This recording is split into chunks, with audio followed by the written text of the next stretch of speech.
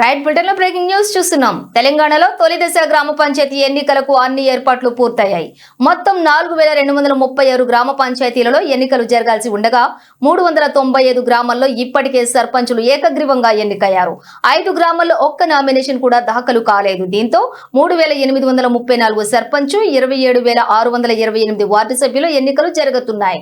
అయితే 3834 గ్రామ పంచాయతీల్లోని 37562 పోలింగ్ కేంద్రాలు ఏర్పాటు చేశారు.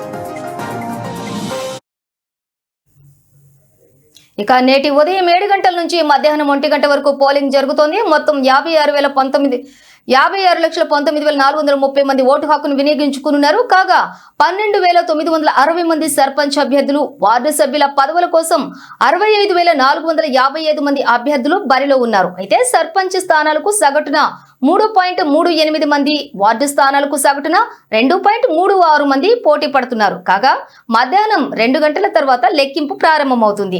అనంతరం ఫలితాలు సాయంత్రం ప్రకటిస్తారు. ఉప సర్పంచ్ ను సైతం నేడే ఎన్నుకుంటారు.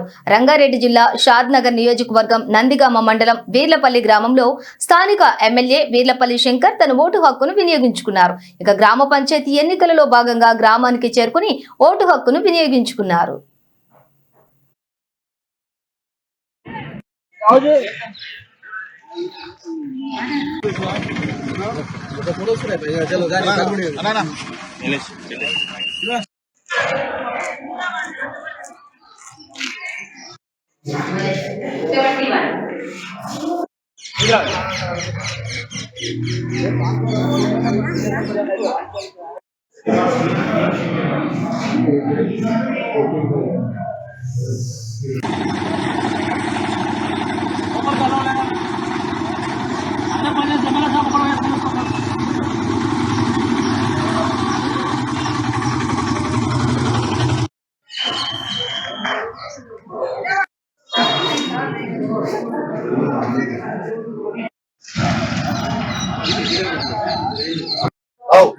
उधर है 11-12 उधर